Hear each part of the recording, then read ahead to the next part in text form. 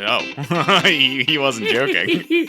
And now I have the power. I'm evil. Also, excuse me, future Alex, if you hear some chewy chews. I just got back from work, so I need to eat dinner.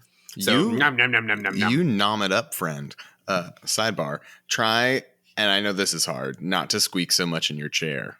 Oh, yeah. It's a very, I know. It sucks. All of us now have squeaky chairs, so we gotta be careful. Well, that's pretty good. Like, if all of us, like, it's like part of the crew, part of the shit. It's like part of the podcast. Some people like edit their podcast to have like noises, like you can hear the footsteps when they say footsteps. For us, it's just three dudes with squeaky chairs, so you know they're like down bad in their apartments or households or whatever.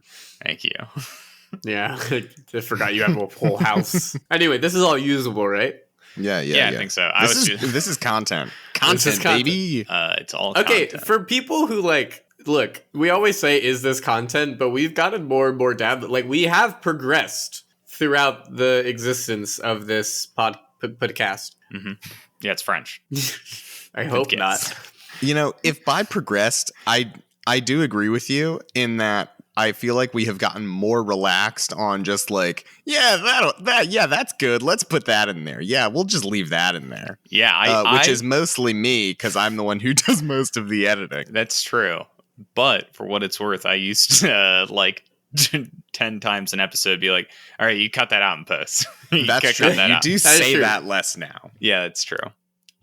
Which I guess what the heck is going on here? The audience doesn't even know. Hello and welcome. It's probably back. heard only 10 seconds of that, so you know. Hello. Love that we're 2 minutes into the podcast and haven't said the name yet. This is a great intro, guys. Yeah, we'll cut it down in post. I probably won't. I'm sure you won't.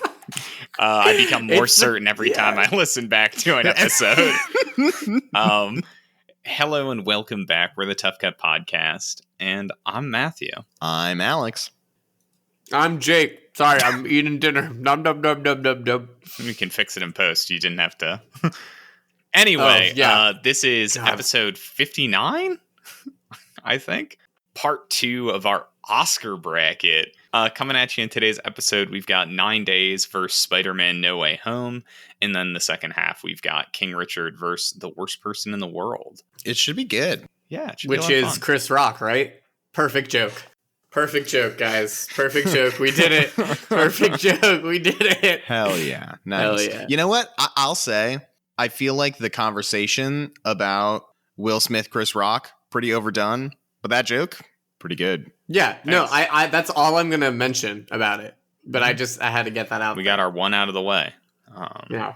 Early, too. Every podcast gets one. And that was ours. We shot our shot. That was ours. Yeah, so... Hey guys, what else do we have to say before we get into this? Oh, this is episode 2 of our Oscars bracket. We are not comparing movies that were nominated for Oscars. Well, some of them were. Mm-hmm. We are comparing movies that were eligible to be nominated that we thought deserved to be nominated and maybe win something. Yeah. It could be any type of award. I think that's a very specific call out. It's almost like almost like you're gearing for something. No, there. guys, I didn't think about it that much. Well, you know what? I'm geared for spoilers. Yeah. We're definitely going to be spoiling these movies for sure. But on top of that, also, we encourage you guys to watch along. There are some movies that are, especially in this bracket, represented that, you know, not a lot of people have seen that we would love you guys to see. Mm-hmm. Like Spider-Man No Way Home. But in all honesty, there is a content warning. There are depictions of suicide in 9 Days. So just be wary of that if you are sensitive to those topics. But yeah, also, you know spoilers. What I've realized? So we do this spoiler warning. Mm-hmm. I've realized in some of these episodes, we really do not spoil the movies at all. Like we just talk about like people fighting each other and like. Well, it's a just in case because Alex, you think we got a script? What? Yeah, I just like. What was that email I got? Nah, no overdone email bit until the finale. I just think that it's just in case. I would hate to accidentally do it and then filter us because we're funny. Guys, if you're listening to this podcast, nothing we say gets cut. Nothing. That's how naturally funny. Jake, the whole first 2 minutes of this episode are about how we cut things down. I don't know. Modern evolution. I don't know what you're trying to do here. Well, I'm just trying to say that, we're unfiltered on this podcast, so I don't want to spoil anything, and it ended up in the podcast because it was so damn funny. I'd rather say spoiler warning and get it out of the way. Uncut. No, I'm Jewish. Anyway, that was a joke for the Jews. Hey, we said those were going away with Full Court Miracle. Not the Jews, the jokes. He said those. The jokes. And on Passover of all days, on our holiest of days. Guys. You're right. No more Jews. No more Jewish content. Okay, I get it. It's impossible for 3 Jews to not make Jewish content. It's in the name. Anyway, I was going to try to bring us back, but now we're just even further off. So, we'll fix that one in post. Take me away. I'll hop into it. And spoiler warning, I won't. I'll introduce Spider-Man No Way Home. It was released in 2021. Whoa, crazy. And directed by John Watts. Whoa, crazy. John Watts? Basically, Peter Parker has to deal with right-wing conspiracy theorist J. Jonah Jameson unveiling his identity from his basement, and then must adjust his life to being in the public eye. So he asks a wizard from D&D to make everyone forget, but messes up the spell. And things get pretty crazy. A little something called the Spider-Verse. Ever heard of it? Yeah, so we get a bunch of villains from the earlier Raimi Spider-Man movies and the Amazing Spider-Man movies. They battle it out, and then finally the other Spider-Men show up, which is what really everyone wanted to see. Hey, we spoiled something. Yay! Wow, yeah, we did. Good job, us. Essentially, I put this movie in the bracket because it was just like some of the most fun that I had last year at the movies, and also the only movie I saw in theaters last year. Wait, really? Yeah. Wow. I was a big, pandemic. Yeah, I mean, it makes sense, obviously, but I was willing to risk my life for the cinema. Yeah, I mean, you do that every day. Alex, what do you think about this one? I liked it quite a bit. I'm a big Marvel fan, and in particular, a big Spider-Man fan. I think Tom Holland does a really good job. He's that perfect blend between what Tobey Maguire and Andrew Garfield were. But I think it's really interesting then seeing all 3 of them in this movie, because they kind of, the way that Tobey Maguire and Andrew Garfield are written, it sort of like balances them out, I think, in a really interesting way to kind of blend everything together while still keeping them as separate individual characters. It's pretty fun. I think they do a lot of good stuff. I'm torn because I was trying to separate it from like the history that the Spider-Man movies have, and I get that that's like such a big draw of it, and that's like the big. But in general, that's like the big strength that the Marvel movies have. Mm-hmm. So I was trying to figure out how to look at it individually, and then if I should.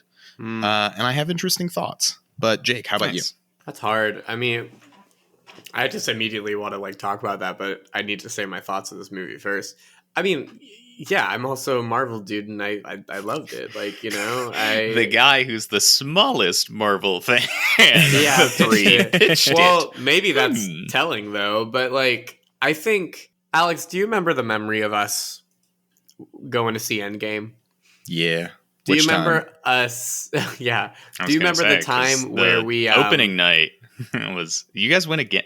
You both. Do you remember the time where we were getting out of class, or we ran into each other, and we're like, "You want to go?" And we ran there because we were late. Yeah, and our shins hurt so bad. My God. We were literally in so much pain because both of us are just not in shape, but really wanted to see this Marvel movie at the Britannia. Yeah, and you remember sitting down and actually having the time of our lives watching that? Yeah, it rocked. I love Marvel. I love that. I upon rewatching this film that was like the 4th or 5th time I watched it. I know I watched Endgame a lot in theaters. I watched this again. What? Sorry, I was just like, why are we still talking about Endgame? Well, because I had a point. Because I saw this one again. I think it was like the 3rd time I've seen it, and I didn't get as big of a feeling. And I feel like it's because with Spider-Man specifically, I feel like I was curious about you, Alex, how you feel. Like, I'm such a big fan of like Spider-Man, whatever, and also having Spider-Verse, a movie that already happened before this. If anything, it showed me how awesome that was. Yeah. So that's because I did love this movie. I have fun with it. But if I'm going to watch a Spider-Verse movie, it's going to be Into the Spider-Verse. So that's my thing. And I'm sure we'll get into it more, but I just want to respond real quick. Yeah. The first time I watched this movie, I had such a good time with it because I had so many anticipations of like what's going on, what's going to happen, that the beginning of it was really exciting for me. This time watching it, the setup is really boring, honestly, for me. Yeah. And then even when everything is like starting to happen and the multiverse stuff happens, the entire time I'm just waiting for Willem Dafoe to go batshit. Because Willem Dafoe is fantastic. And Alfred Molina is really good.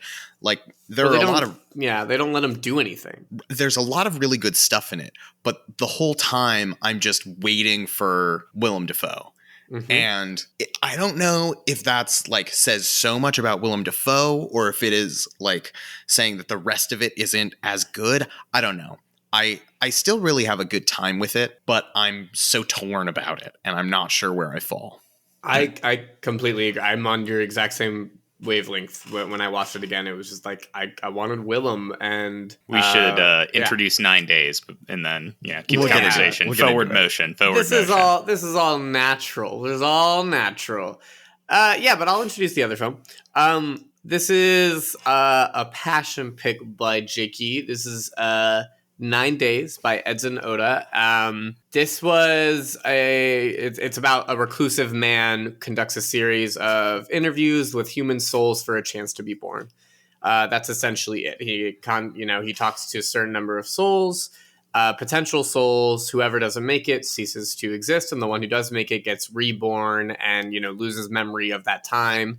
They show up as different people in different walks of life and like kind of forming their ideas of the world by seeing people in real life. This is my like Vast of Night pick. If everyone listened to like Oscars season 1, where like I genuinely believe this is a phenomenal film and I really, really enjoy it. And, it's a lot of like the, low concept sci-fi where it's like, it's not that complicated, but it is like, it raises a lot of questions. It's a very interesting and unique topic to me. I mean, I'm not familiar with anything like it. And I thought the performances were great. I thought the writing was great. I thought the score was great. It's not often that like I pay attention so much to the score, but I did really, really well. I think like it just has so many moments that like knock me into it. And I love like philosophical films and like stuff like that. And this is just a film I like would love to show people. Unfortunately, this is one of those films where I also picked it because the Oscars pool of when things come out and their rules and stuff fucking blows and it sucks. And this is one of those that like got released and didn't technically fit the contention of like some rules, even though it did. And that's why it got no love, even though it totally is a film that exists. It's not by like, any big motion, picture, whatever thing. It's just, I don't know. I really, really enjoy this just for the sake of like that it exists. I'm just so happy this film exists. I always feel that way about movies, but I feel very specifically about this one. So yeah. I'm throwing myself out on a limb. I don't know if other people like it, but let's go with fucking Alex. What did you think? I really liked it. I had a really good time with it. I thought the characters were all very fun. They all brought different things. I'll leave most of my conversation until we really get into it, but I just want to say that like the ending monologue to me feels like a verbal version of the dance at the end of another round. Yeah. And that something else was able to capture that same energy to me is very exciting because that felt so unique to me when I saw it in another round, and seeing it in this, it was so surprising. It was so surprising to me because I wasn't expecting the same sort of triumph, I guess.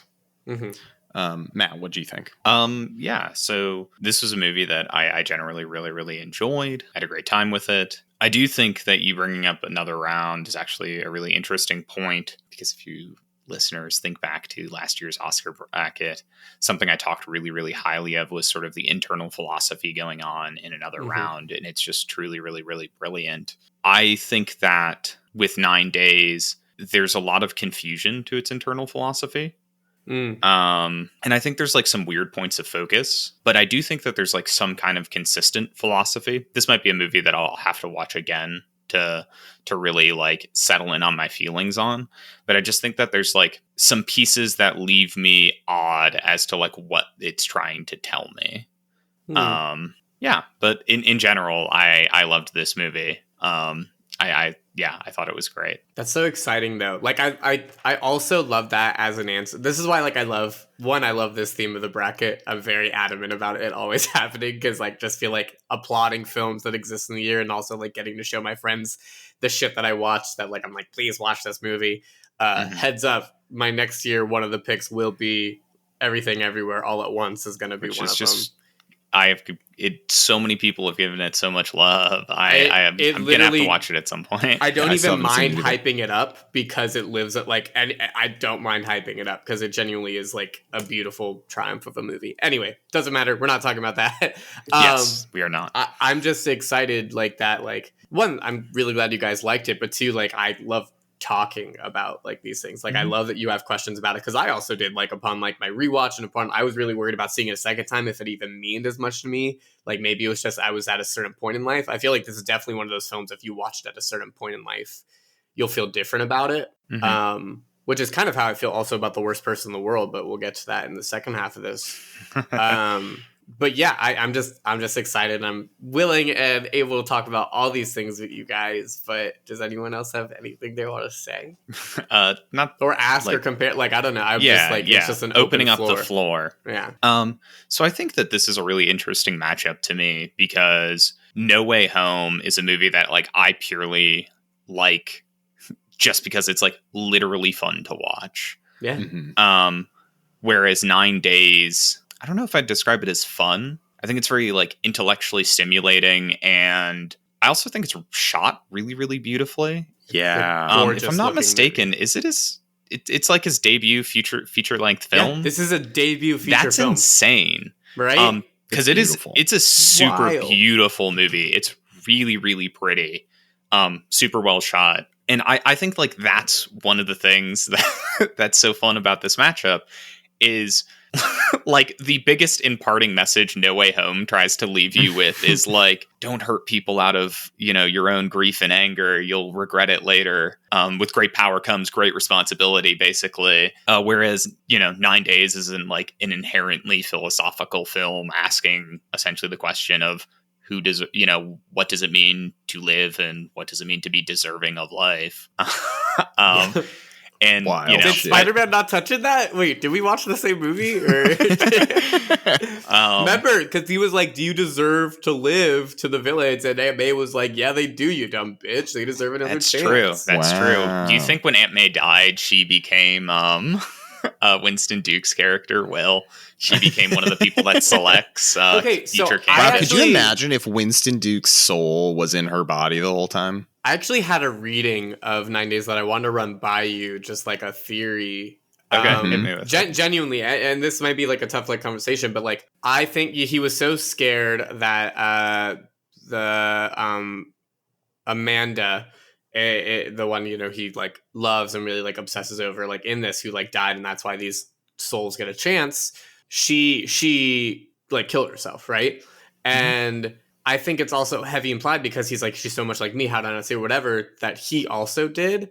And I think that this is their version of like a purgatory. And these are the people that neither go to heaven nor hell, but they have to decide what's next in life for other people. And that's like their sentence, their cog in the wheel. And like, that's their version of like purgatory. That's how like I don't know. I think it's like a cool reading of it. And so like, that's where I feel like he exists in this like liminal space. There are other things that it doesn't really explain. Obviously, this does not answer all of its questions. Like I don't know why Benedict Wong's character exists and the others don't. That's like a very frustrating part for me, but also he's so good in it that I don't give a shit.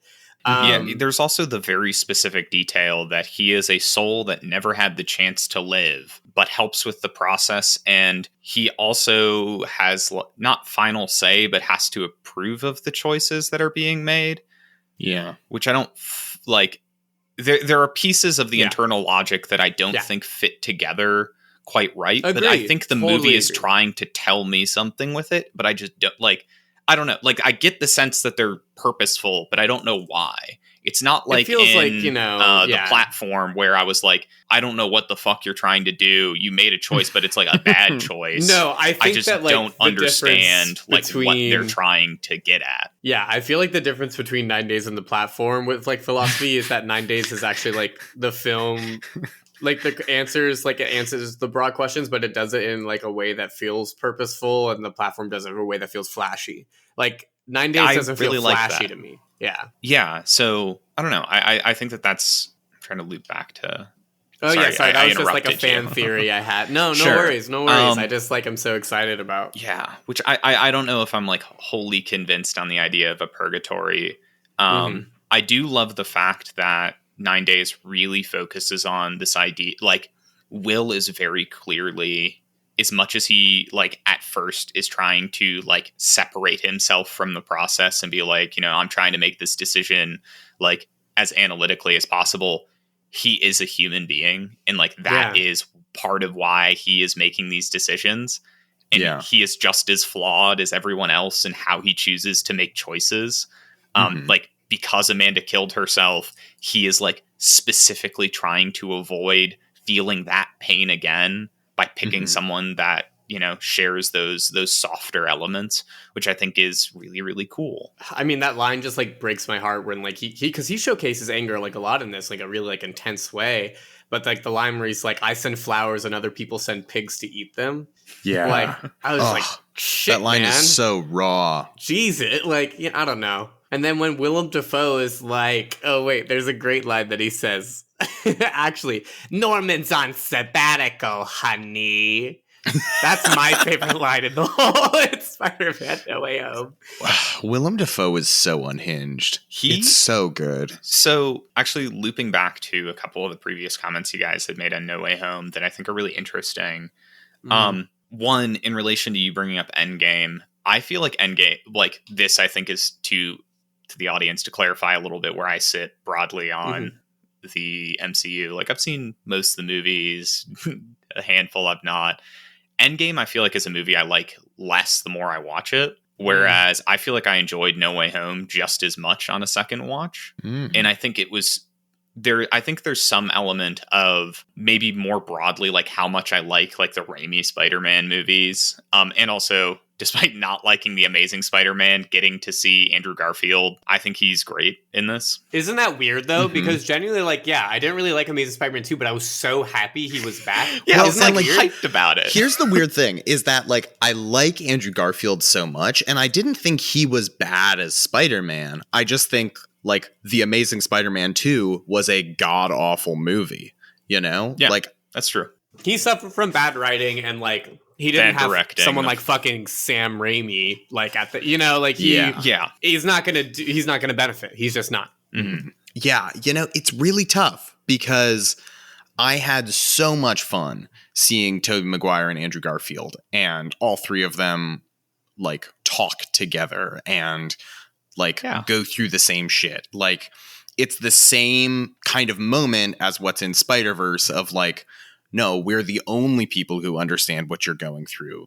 We get it exact. That scene has gotten me every time I've seen No Way Home, where they're talking about the ones they lost and on the roof they finally are all meeting together. That always, it does get me.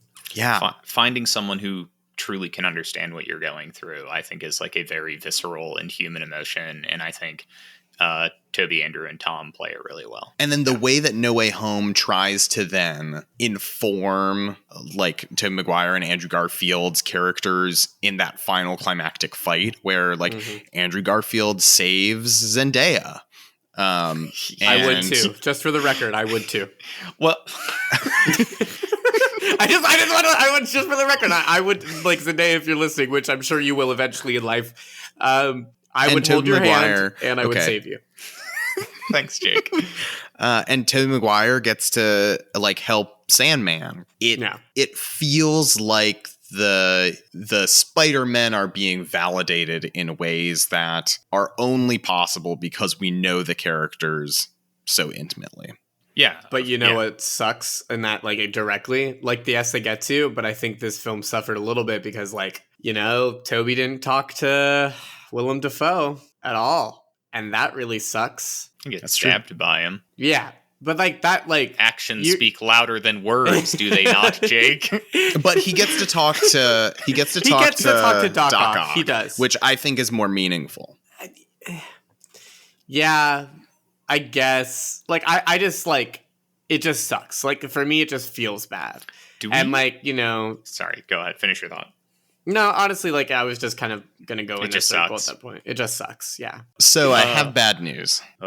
I just looked at the clock. We might have to make a decision real soon. So, final conversation topics, final thoughts. So, got to get it out quick. There was something that I really wanted to acknowledge about what you said in the very beginning when you... it's kind of talking about the Peters, all that. You're balancing all these, like, Peters, like, with all their different things, and even the villains with how they're juggling them. There's also that amount of characters juggling their different personalities in 9 days, and I feel like also, I think it was Alex who was saying this, but, like, I'm really impressed with the balance of depicting people's lives in 9 days and the different kind of people that they showcased. Some for, like, a short amount of time and some for longer, and I think it does parallel... to a certain degree what Spider-Man No Way Home was trying to, like, do with all those different characters and showcasing them at least for a line or two, you know, like Lizard did get at least a line where he's like, I was gonna fix everybody, you know, like shit like that. Like where, like, in 9 days you get that to a certain degree of, like, Kane played by Billy Skarsgård. Give it up, fellas. Hell yeah, Billy Skarsgård. Oh, so intentionally named Kane. Yes, go on. Yep. But him being like, seeing the whole, like, thing as like, oh, I'm going to win this, you know, little things like that. Or even Mike, the anxious boy that he is drawing, and his ending, heartbreaking and so sweet. Cute. Just like all of their, like, asking him why he wasn't good and and Will just being like, he left his honesty and intensity. I don't know, just stuff like that. Little lines of people who didn't get a long time, I think is, like, a good parallel between these two. Like, the people, obviously there are characters that we spend way more time with. They have ensemble casts. Like, there's, like, a lot of characters both of these movies are trying to juggle, sort of thing. Yeah. And, like, comparing their character moments with them, because they're all purposeful characters in the film. No Way Home, I think, is interesting because these are characters that have a history, and it, I feel like, is trying to repair so much versus... I feel like 9 days is doing its best to, like, convince you about the characters, where I think at the beginning, not necessarily all of them, but I think you're meant to really become attached to each of them in different ways. And it does its best then to make those goodbyes feel very genuine and very human. And I think it does a really good job with them. I just realized this now. You know, what's really interesting, Alex, is that, like, in a way, like, you're saying, like, yes, we know these characters and we're trying to build them, whatever, No Way Home. We also know these people in 9 days because they're caricatures of different people in life that we're familiar with. Like, to a certain degree, like, that's, like, you know, we know this type of person. We may not know that specific person, but, like these are the type of people he's presented. Kane is George W. Bush and Mike is Jeb Bush. Yeah, I mean, it's an allegory for the Bush family. Like, we all agree on that. Alexander is Mitt Romney. I loved the part at the end of 9 days where they pull out of the sand and then you see the twin towers. Much like my favorite early 2000s rom-com. Oh my god! Before we vote, a couple call outs or things I want to mention, because I know we need to wrap this conversation up quickly here. I'll save some of this, but something I think is a really interesting point that both of these movies key in on in really interesting ways. One more subtly than the other. Spider-Man No Way Home, obviously, they specifically call out, like, oh, these aren't defects, they're gifts a God should take, you know, that sort of piece. And obviously, great power, great responsibility. Having this gift means you must act responsibly with it. The idea of like being naturally bestowed with some talent is also, I think, weirdly like a very central idea in 9 Days. For sure. And I don't know how I feel about that just from like the perspective of like human beings, but that's like a bigger thought to unload. But like, yeah, it's something that they really key into. Yeah. I think it was Will projecting because he felt that he couldn't fully realize his potential. And then when he saw someone who he thought did, like Amanda, and who did to a certain degree and then was still unhappy and then ended her own life, it really sent him for a spiral in it. Yeah, like I think that's what they were trying to do, where it was like, oh, like he really is in full disbelief. The whole film, he's trying to convince himself like he missed something, when in reality, you know, right? Yeah, but I do think that's interesting because they do talk about talent a lot in art and like what is seizing your moment and kind of like what, I just think it's a really interesting parallel that they like both fundamentally have some to do with this idea of what it is to have like a natural gift or an unnatural one. Right. Well, as much as I have tons and tons of things I could rattle off. Oh, one I do want to call out. Question. Do we think Jamie Foxx only agreed to return if he got to be sexy Jamie Foxx instead of nerd Jamie Foxx? I'm pretty sure he did say that, like in an interview. Like, I'm pretty sure his two things were, I want to be sexy in myself, and also I have to say there's a black Spider-Man if you're not putting him in the movie. And that's it. And honestly, shout out Jamie Foxx for those terms. Hell yeah. Yeah, which is pretty funny. It's a good moment. But it is stupid that he could hear someone like Andrew Garfield and be like, I thought you were black, man. I don't know. I don't hear Andrew Garfield. Andrew Garfield? Are you what? Yeah, I don't. You're saying Andrew Garfield doesn't sound like a guy that looks like Andrew Garfield? That's crazy. I don't know. It sounds like a white man to me, but what do I know? What do I know? I have one more question before we vote. Okay. Yes. Matt, you live in a house, yes? Mm-hmm. Your house has a basement, yes? Mm-hmm. That's scary. Scary for you. Do you call your basement the Undercroft? Because you fucking should. Putting up a sign tomorrow. Yeah. Hell yeah. Okay, I'm ready to vote. Yeah, I think I am too.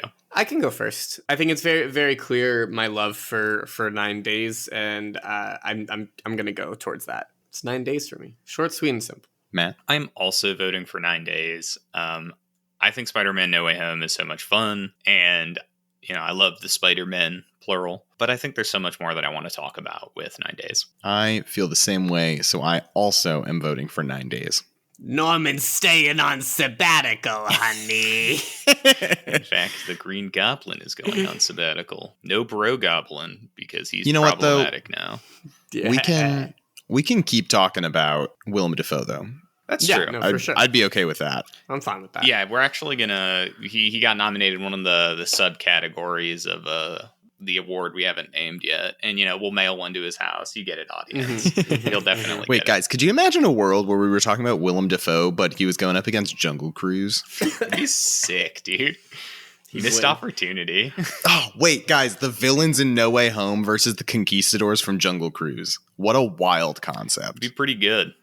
That would if I knew anything about the conquistadors, maybe I can make an informed decision. One's got one of them powers. One of them's bees. One of them is wet. Dude, one of them is dirty, and one has snakes. I can't wait for their statues at Disney World. Those iconic characters that we all love. We'll say their names. I can't wait for people to dress up like them at conventions. And, with that, shall we jump to the other side of this bracket? Let's do it. Alex, do you want to go ahead and introduce King Richard? Sure. King Richard, released in 2021, directed by Ronaldo Marcus Green. Will Smith is the father of Venus and Serena Williams, pro tennis players, but in a movie and not real life. That's crazy. Okay. All right. Okay. And this movie follows him as he tries to teach him to play tennis and then get him a coach, get him in the clubs, win him competitions, and turn him pro. Woo woo! I saw this movie in theaters. Nice. Actually, I have a funny story about that. Saw this movie in theaters on Black Friday. Didn't think about the fact that it was Black Friday. My wife and I went to the mall and we were like, why is the mall so busy? And then we were like, oh no. And then during the credits of the movie, the fire alarm in the mall went off. Yikes. And we were like, oh God, this could be bad. And someone had just pulled the fire alarm. But that was my experience with this movie. And I remembered it being pretty good. What'd you guys think? Whose opinion you want to hear first? You, because you talked, Matt. Yeah, so I generally liked this movie. I think it's like a really interesting deep dive into, well, very obviously Richard Williams, then also sort of like really illuminates Venus and Serena's upbringing, which I just think is like a cool picture to get to see. Yeah, I think I'll, keep it short and sweet. Generally liked it. What about you, Jake? This movie upsets me, and I'll tell you why. Not because it's bad. I enjoyed it for what it was. I think it's a powerful, performance, whatever. It tells a really great story. Like, I think it's great. And also, I actually do really like sports movies. I think, yeah, and it's a pretty good one. I think Remember the Titans is one of the films that I've seen the most times. Fun fact. I don't think you guys know that about me. No, I did not. Yeah, my sister loved it growing up and she would play it a lot, but I also just genuinely loved it. I remember Donald Faison was in it. And I loved Scrubs growing up. It was a whole, I don't know. I loved Remember the Titans. And I do love it. They do get to me. But for this to be what Will Smith wins his first award in, really? It's just feels like this that it feels like off. The Revenant all over again. No, doesn't literally, it? I literally was gonna say that because we talked about it in the Oscar predictions a little bit, Alex, just, which you clearly listened to. Oh yeah, definitely listen to that. I'll still bring it up because who knows how many people listen to the Oscar prediction, Becca, especially all the way up to that point. I don't know. I don't know what the retention was all the way through, but regardless, go ahead. 12 people. Will Smith is a great, he's had a great premiere. It's very impressive. And I think he's turned in some amazing performances. Yeah. Suicide Squad, Shark Tale, Aladdin. I didn't think he was bad at Aladdin or Shark Tale. We've talked about this, okay? That night it's burned into my memory.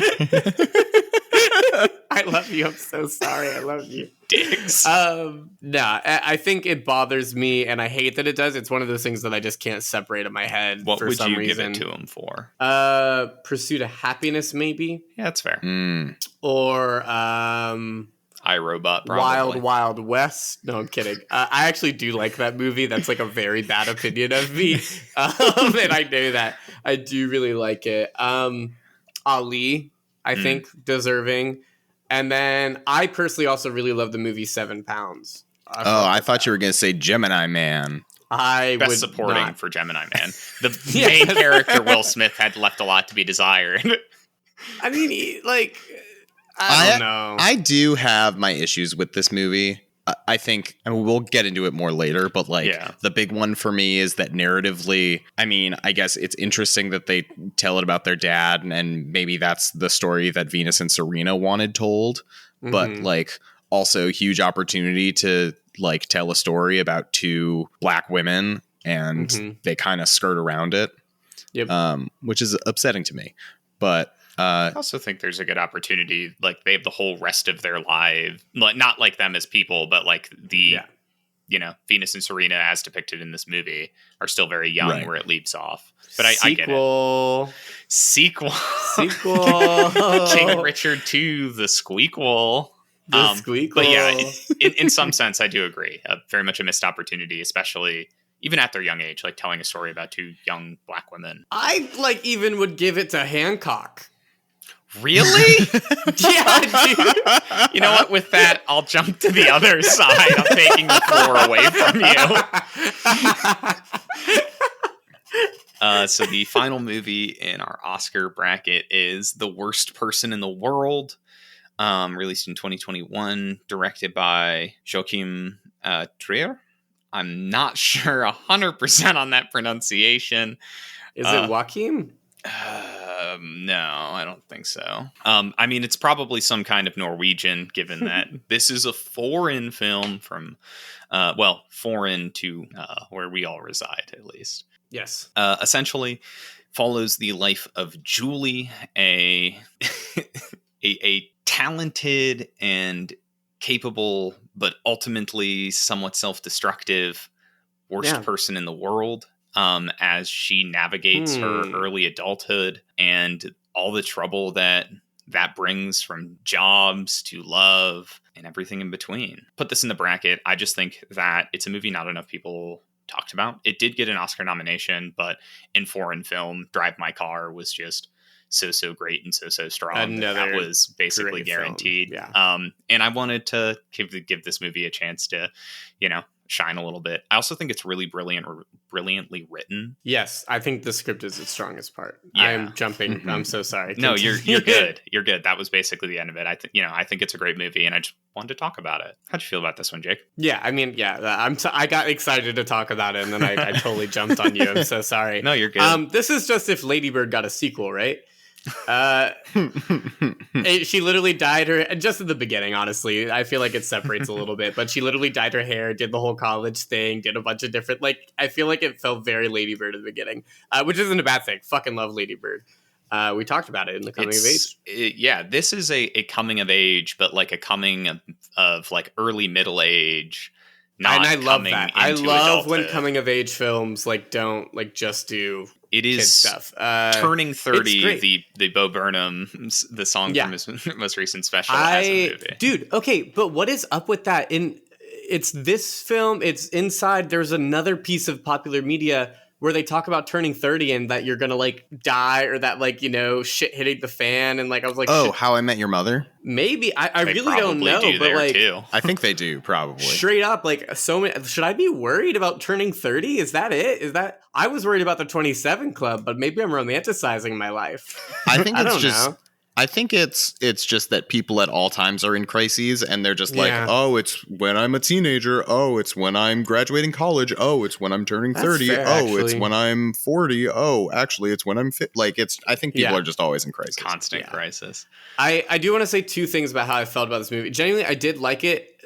I want to say the best part about it and the worst part about it. The best part about it genuinely is the script. This is the one, besides 9 Days, that I wrote the most lines out of. I love just writing lines that really stand out to me, and a lot of just really, really good lines, and the way they crafted conversations were really, really, it was just great.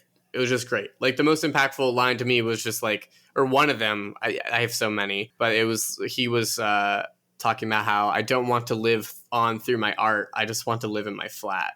Yeah. And it was really impactful and really beautiful about someone at the end of their life thinking they know everything by wanting to be an artist, or wanting to live on through something, and then being so scared at the end. That was really powerful to me. But with that being said, oh man, I feel like the ending fell. Fell. Yeah. And I wish, I don't know, it felt strange to me, and I can't quite place it. I want to talk through it, because I didn't think I'd hate the ending. So but I really just found myself it just felt strange in not the same way that the film felt strange. Okay. In a good way. I just felt I feel like it did that thing where it just ended, and yes, that's how life goes and life goes on, but just I just felt the way that this story was crafted, it deserved a better ending in my opinion. We'll talk and we'll it. talk about it, but that's it. That's just how it felt. But Alex, sorry. So I agree with you, Jake. I love the dialogue in this movie. I think the conversations feel so real and natural. The way that it shows characters being together and relationships forming is really good. I want to go back to something you said as a joke during the last matchup of you feel like you would feel very differently about this movie depending on when you see it in your life. Mm-hmm. I didn't mean it as a joke. I totally meant that, for sure. Right. But so I have an interesting relationship with this movie because I'm very much in the period where she is at the very beginning of she's going to be a doctor. No, she's going to be a therapist. No, she's going to be a photographer. Just bouncing back and forth and, getting settled on a career. And I feel like I should have resonated more with her throughout the whole movie, but I just didn't. And I just didn't like it. Oh. And not to say that the movie's bad. It just kind of felt like this is a movie that was like made for me to watch and like feel things about. And I just didn't really. Interesting. And it's very weird to me because like seeing it and seeing everything that's happening and seeing this woman's relationships and her figuring out her place in the world, and by the end of the movie what she has done is figured out her place, it just didn't do it for me, and I don't really know why. So that's kind of where I'm at, unfortunately, for this one. I mean, interesting. It is what it is. It is what it is. Yeah, that's I thought that you zigged and I zagged on that one because I genuinely loved it, and I felt I thought there was such relatable, and like I was following her like so hardcore. Like it was great. Even like things down to like I fantasized about it all the time of like freezing time and people and just kind of running around, and like I would literally in class like I would, because I like would walk around so I knew the layout. In order to like pass the time, I would daydream that I froze the class, and I would walk around and like make up where everyone was and like roam around in my head and do like I would do that and like tap people to see like what they would do and like have them come with me, like literally shit like that. Also, one of the sweetest moments in the film to me, or like just like one of the most fun, was when she was at the end of that freeze frame and she was running back, and then she like taps the little or fixes the person, moves their hand on his butt. Yeah, which I think is so fun. I like loved it's like those little things about this movie that made it very special to me. Mm-hmm. This movie has a lot of little things that I really like. Like I love that little butt moment. I love like her relationship with Axel and like their playful relationship and how it gets very serious sometimes, but they maintain the playfulness. And then like even when he is sick in bed and they're like talking and just like going over life, and he like moves his hand onto her boob and she gently moves it away, like that says so much about their relationship. Like, but then at the same time, I, for some reason, am taken out of it. And I'm like, well, why does time suddenly stop? Because it's not like this movie has a lot of fantastical elements. I mean, it has other than two that. major like, sequences of like surrealism. Yeah. I think it's just like a thing that it doesn't literally have to be this idea of freezing time that someone's fantasizing about. It's just like the desire to escape one's life and like do what you constantly tell yourself, I wish I could try this. I want something different. This idea, maybe the grass is greener in a different life path with a different person, etc. And it's like it's I think meant to symbolize that in that moment she decides like, you know what, no, I am gonna go for this. But it was wild. In my that she was viewing right experience, too. to me, I didn't feel like it was earned. Like I feel like the movie doesn't earn that moment. I mean, I just disagree, but to each their own. Charlize Theron was not in this movie. No, I don't know if it would have made it better. So I think the funniest part about this movie, and something I wanted to talk about with you guys, dude, I feel like this film is going to be taught in film classes for a very specific reason. Why do they keep bringing up flaccid penis? Why is that a constant? Why? Like, I genuinely feel like there's going to be like essays on essays about like it means something, and I might be missing something about like masculinity, femininity, like something.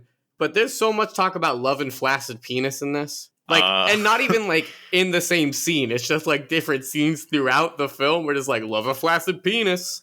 So, and okay, I do actually have a strong theory about this. Well, so it better be flaccid. No, okay. So I didn't say a hard theory. It's a sticky theory because it'll stick in your brain. My flaccid pieces is strong. It's just not hard. It's strong. So my theory is the reason they keep bringing it up and the reason that she likes the flaccid penis is because what she says is that she likes to feel like she's the one who made it hard. So that itself can be turned around into she feels like she wants to be the one who changed it. And then in her life, she keeps making these changes. So I think it's that she wants to control the change and not feel like she is part of a set system. She wants to be choosing what she's doing. Which then ultimately bringing us to the ending, I think I don't want to say the movie. I think there's this idea that that's how Julie wants to see herself. And then I think the movie shows you sort of definitively with its ending that unfortunately, no matter how much you tell yourself that you are this way, that isn't you. Because I think that there's this so to, I guess, enlighten where this movie ends, she starts the film with Askell, eventually breaks up with him, moves on, and then they sort of reconnect because Askell has terminal cancer. And there comes this moment where she gets a call and it's like Askell probably won't survive the night. And just before that, she had found out that she is pregnant. So there's these two momentous moments where she doesn't know how to make a decision and the world decides for her. She's told Askell won't make it through the night. She spends the entire night, at least in my interpretation, sort of moving about the city of Oslo, not knowing if she should go visit him before he dies. Ultimately, the sun finally rises and she breaks a smile on her face because, well, she doesn't have to decide. She goes and I can't remember the exact sequence of shots, but ends up miscarrying and doesn't have to decide if she's going to have to raise a child or not, which I think is, it's it really, I feel like really beautifully pulls together Julie's character because she wants to feel like she's in charge of the choices she makes. But in reality, when confronted with really tough ones, she just can't, because she is a flawed human being like any of us are. Right. No matter how principled we believe ourselves to be, when confronted with, tough choices or moments, we may not be the person we think we are. Matt's as the philosophically consistent one of the bunch, when people are forced to face and grapple with their philosophical consistencies, it really gets them going. Really gets them going. Look, man, that's a thing. As someone who's not philosophically consistent, I don't know. No, that puts a lot in perspective for me, though. Thank you, Matt. Well, and that's the thing, too. I think this movie does such a good job narratively, with its theming, and I feel like it does such a good job with its script. I don't understand why I don't like it. I don't know, dude. I mean, there's also a lot that you inherently, admittedly, we are all men, and there's probably probably a lot in there. I watched this with someone who is not a man, and they found a lot of other things to relate to that I just totally missed. And so there's probably a strong indicator of that in all of our responses with this. I will never know what it feels like to carry a child. True. And to miscarry and to have that decision. Because honestly, I thought, and I had this conversation with someone when I watched it, I thought it was absolutely fucking wild that she went to the dude who she knew literally dying of cancer and be like, should I keep this kid? Remember when you said you wanted kids and you said I told you so and you'd come back to it? I'm like, that hurts. Oh shit. Yeah. But yeah.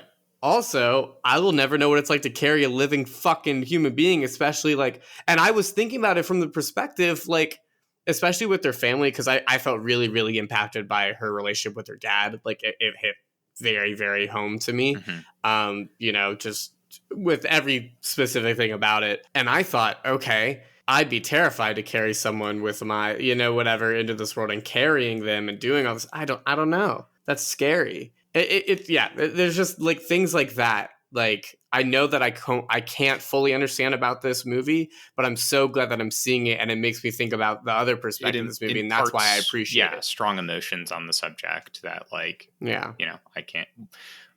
We haven't talked at all about King Richard. And we're already because Hancock deserved to win. Yeah, I feel so bad. We just got very caught up. I think I was so surprised that Alex didn't like it. I was trying to understand. Well, let's talk about King Richard. Let's bring it to King. To think of. I mean, I feel like I assume where this vote's going to go. We could spend some time talking about King Richard, but it also got a lot of attention because it won awards. That's true. And so if we want to just vote, I am okay with that. Something that I think was very startling in watching this movie The shorts. Those are very stylish, and I wish I had. Do you think they have to shorts. CGI out Will Smith's balls like they did Armie Hammer's and Call Me by Your God, Name? I hope so. I'm not by any means an expert on the Williams sisters, Venus and Serena. I know like a little bit about their tennis career and that they're very good. But man, having Richard Williams as a dad seems like it'd be kind of rough, dude. Yeah, I mean, it felt like, in a very different way, I guess. Like, it felt like Joe Jackson. You know, that's what it reminded me of, like, with the Jacksons. Mm-hmm. Just that pushing of, like, kids and being stars is a very uncomfortable thing. But, like, they signed off on it. So, like, it's very clearly people's relationships with how they're, like, brought up, especially when it is technically successful. Like, that's tricky. And that's a hard thing to depict, I think, in any medium. So I applaud them for going for it. I think, too, like, it's clear that he put a lot of pressure on them as a parent.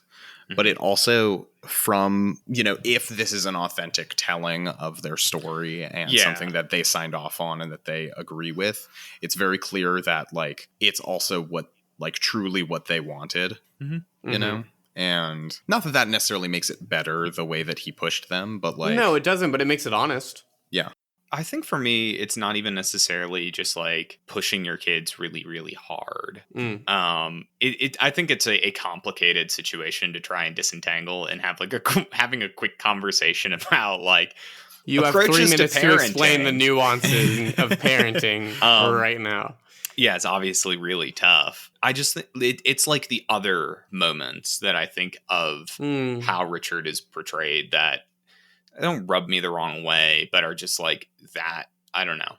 Like, that's kind of tough. There's like the confrontation when they've moved to Florida that he has with his wife in the kitchen, or that they have, you know, together, where like, I feel like there's like some particularly intense, like emotional underpinnings that I'm sure absolutely like pervade into everyday life. Yeah. I don't know. In general though, like, you know, I enjoyed the movie, and I to Jake's earlier point about sports movies, it's a pretty good sports movie.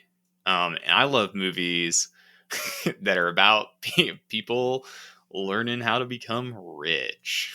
Like when they hit you with that fact about that 12 mil contract, I'm like, I was waiting for you to, I was like, how long is it going to take him to mention the contract? How long? This motherfucker's Moneyball here. One of my favorite things about these, like, real life sports movies is the facts at the end. Yeah. Like, yeah. I love that eat shit. that shit up. It has to remember the Titans. Also, if it is genuinely true that Richard Williams like pulled aside Serena and was like, you know what, this was all in my plan. She may be number 1, but you will be the greatest of all time. And that actually becoming true is literally fucking insane. Sometimes you gotta be insane. He said that after everything, though. Like, he said that after, like, every moment, just in case, you know? Sure, then you can always say, or he had, like, 1 million kids, and they don't tell you about it, and he said that to everyone, just in case. So, also, maybe, I don't know. There's plenty you could talk about with this movie, but obviously, you know, it got lots of buzz. There's lots of places you can talk about it. Something that struck me as really odd, I'm going to Google this really fast. I can't wait to leave all those sound effects in of you tippity tapping away. Is obviously it doesn't happen in the time frame that the movie covers, but Tunde, their half sister, eldest half sister, she's dead. She was murdered, and it's crazy that there's like no commemoration, and it would have been like not long after the movie takes place. Maybe it was a sort of subject to them. Maybe it's not like something they wanted showcased, because that feels odd. Which I totally get if that's the case. But like, it just like struck me as really weird after they like, because I expected there to be like a card, because you know it's like one of the handful of things I'm somewhat familiar with as far as the Williamses go, and I was just like, what? Which I guess they didn't like address the rest of the siblings either with like end cards. It was just Venus and Serena. They did the Hamilton thing, so, like, you know, Peggy doesn't last long, and so exactly. She gets her and Peggy's, and then they move the fuck on. Gets her and Peggy's. Wow, Burr's daughter like straight up dies 2 years later, and it's like.